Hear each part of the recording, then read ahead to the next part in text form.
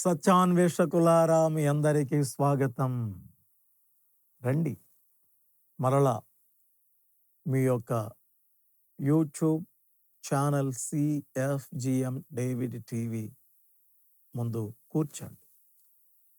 ప్రభురాత్రి భోజనం అనేది ఒక గొప్ప మర్మం. ఆ మర్మములో నుండి ఉబికి వస్తున్న జీవజలములే ఈ ఎపిసోడ్స్ అన్నమాట. ఇప్పుడు ప్రభురాత్రి భోజనము వలన కలిగేటటువంటి 6వ ఆశీర్వాదము మీ ముందుంచుతున్నాను. శ్రద్ధగా పరిశీలన చేయండి, వినండి, పరిశీలించండి. సత్యము అని వెంటనే దానిని గ్రహించి సత్యమును ఆచరించండి. అప్పుడు దేవుని ఎదుట గొప్ప మెప్పు పొందుకుంటాం. ప్రభురాత్రి భోజనం వలన కలిగే 6వ ఆశీర్వాదము ఏమిటో చెప్తాను, వినండి.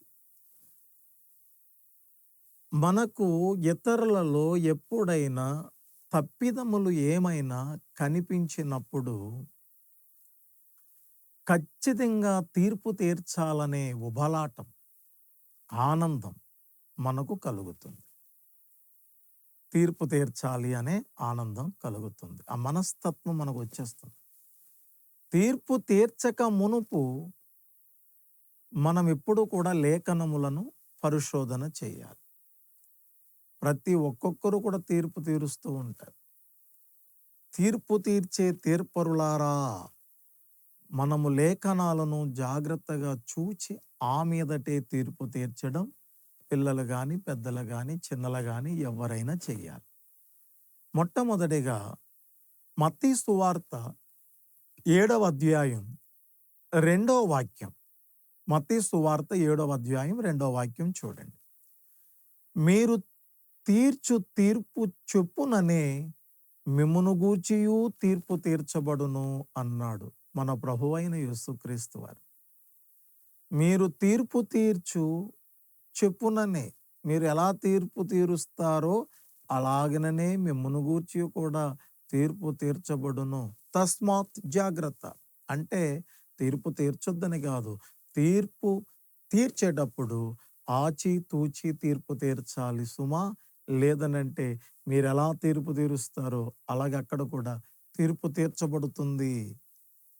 జాగ్రత్త అని ఒక మాట చెప్పారు. రోమా పత్రిక 14వ అధ్యాయం 10వ వాక్యంలో ఇలా వ్రాయబడి ఉన్నది. రోమా పత్రిక 14:10. మనమందరము దేవుని న్యాయపీఠము ఎదుట నిలుతుము. అదండి, రోమా 14:10లో మనమందరము దేవుని న్యాయపీఠము ఎదుట నిలుతుమంటే నిలవబడతాము. ఆ రోజు వస్తుంది. చూసారా, మనమందరము క్రీస్తు న్యాయపీఠం ముందు నిలబడే రోజు రాబోతుంది. అంటే తీర్పు తీర్చే యవనస్తులు కానీ, తీర్పు తీర్చే బోధకులు కానీ, తల్లిదండ్రులు కానీ, పిల్లలకు కానీ, విశ్వాసులు కానీ, నాయకులు కానీ, ఎవరైనప్పటికీ కూడా క్రైస్తవ భక్త సమాజమా, భక్తి కలిగిన భక్తులారా, జాగ్రత్త. తీర్పు తీర్చేటప్పుడు నాకు తీర్పు తీర్చేవాడు పైనున్నాడన్నది జాగ్రత్త పెట్టుకుని మనము తీర్పు తీర్చాలి. ఎందుకనంటే క్రీస్తు న్యాయపీఠం ముందు మనందరం కూడా రోమా 14:10 ప్రకారంగా నిలవబడతాం. 2వ కొరింథీ 5:10 ప్రకారం కూడా చూడండి. కొరింథీలకు రాసిన 2వ పత్రిక 5వ అధ్యాయం 10వ వాక్యం. మనమందరమును క్రీస్తు న్యాయపీఠము ఎదుట ప్రత్యక్షము కావలయును. మనమందరమును క్రీస్తు న్యాయపీఠము ఎదుట ప్రత్యక్షము కావాలి. తప్పదు. ఇంకా తీర్పు అనేది మనకు తప్పదు. తీర్పు తీర్చే తీర్పును మనం ఎదుర్కోబోతున్నాం. అంటే మనకు తీర్పు ఖచ్చితంగా ఉన్నదన్నమాట. అయితే ఇప్పుడు ఒక ఆశ్చర్యకరమైన వచనాన్ని మనము చదవాలి. కొరింథీలకు రాసిన 2వ పత్రిక 11వ అధ్యాయం 31వ వచనం. కొరింథీలకు రాసిన 2వ పత్రిక 11వ అధ్యాయం 31వ వచనాన్ని మనము చూద్దాం. తీయండి, బైబిల్ తీయండి. అయితే మనలను మనమే విమర్శించుకొనిన ఎడల, అయితే మనలను మనమే విమర్శించుకొనిన ఎడల తీర్పు పొందకపోదుము. 1-10 సార్లు ఈ వచనాన్ని చదవండి. మనలను మనమే విమర్శించుకొనిన ఎడల తీర్పు పొందకపోదుము. అంటే ఎవరైతే విమర్శించుకుంటాడో, తన్ను తాను విమర్శించుకుంటాడో ఆ వ్యక్తి తీర్పు పొందడట. ఖచ్చితంగా మనందరికీ న్యాయస్థానం ఉన్నది.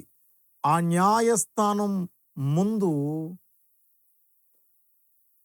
కొన్ని తీర్పులోనికి రావట. ఏవి రావు తీర్పులోనికి అనంటే, ఏ వ్యక్తి అయితే భూమి మీద తన్ను తాను విమర్శించుకుంటాడో, తనలో ఉన్న తప్పిదాన్ని తాను విమర్శించుకుంటాడో,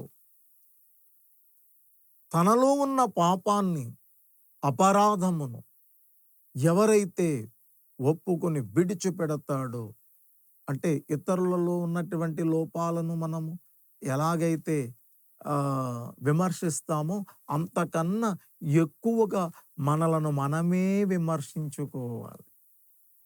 అలా విమర్శించుకుంటే మనము తీర్పు పొందము. ఇదండి చాలా అద్భుతమైన వచనము. ముందు వచనాలన్నీనేమో మనందరికీ తీర్పు ఉంది, చాలా జాగ్రత్తగా తీర్పు తీర్చండి అని. ఆ తీర్పు ముందు ఆ తీర్పరి మొత్తం మన బయోడేటా అంతా కూడా ఓపెన్ చేసి ముందు పెడతాడు. ఏ తప్పిదానైతే మీరు భూమి మీద విమర్శించుకుంటారో, ఆ విమర్శించబడిన పాపం కాని, తప్పు కాని, అపరాధము కాని ఇంకా మరలా తీర్పులోనికి రాదట. అలా తీర్పులోకి రాకుండా విమర్శించుకునే ప్లాట్ఫామే ప్రభురాత్రి భోజనము. ప్రభురాత్రి భోజనము. కాబట్టి ఆ కొరింథీయులకు రాసినటువంటి మొదటి పత్రిక 11వ అధ్యాయంలో ఆ 17 నుంచి చూస్తూ ఉంటే ఆ 34 వరకు కూడా ప్రభురాత్రి భోజనం గురించే వ్రాయబడి ఉన్నది. కాబట్టి ప్రభురాత్రి భోజనములో మనలను మనం విమర్శించుకునే ఒక గొప్ప అవకాశం ఉంది. ఏది విమర్శించబడిందో అది క్రీస్తు న్యాయపీఠం ముందు తీర్పులోనికి రాకుండా పోతుంది. కాబట్టి మనలను మనం విమర్శించుకునే సమయం తీర్పులోకి వెళ్లకుండా ఉండడానికి మనకు దేవుడు ఏర్పాటు చేసిన ఒక అద్భుతమైనటువంటి కార్యక్రమమే ప్రభురాత్రి భోజనం. ఈ మాట కేవలం ప్రభురాత్రి భోజన సమయంలో చెప్పబడిన మాట అని నేను చెప్పాను. శ్రద్ధగా గమనించండి. ప్రభురాత్రి భోజన సమయంలో ఎవరైతే తమ తప్పిదములను తామే కఠినంగా ఖండించుకుంటారో ఆ తప్పిదములు ఇంకా తీర్పులోకి రావు. ఏది ఖండిస్తారో, ఏది విమర్శించబడుతుందో అది తీర్పులోనికి రాదు. అలా విశ్వాసి తనను తాను విమర్శించుకోవడానికి దొరికే గొప్ప సమయమే ప్రభురాత్రి భోజన సమయం. ప్రభురాత్రి భోజనాన్ని ఎవ్వరు కూడా తక్కువ అంచనా వేయకండి. దాన్ని ఎంతో గౌరవించండి. ఇది ప్రభురాత్రి భోజనము ద్వారా మనకు కలిగే 6వ ఆశీర్వాదము. దేవుడు ఈ అమూల్యమైన ఈ మాటలలో ఉన్న శక్తి, సామర్థ్యాన్ని మీరందరూ గ్రహించే గొప్ప శక్తిమంతులుగా దేవుడు మిమ్మల్ని దీవించాలని నేను కోరుకుంటూ ఇంతటితో ఈ మాటలు ముగిస్తున్నాను. దేవుడి మాటలను మన వినికిటులు ఆశీర్వదించును గాక. ఆమేన్.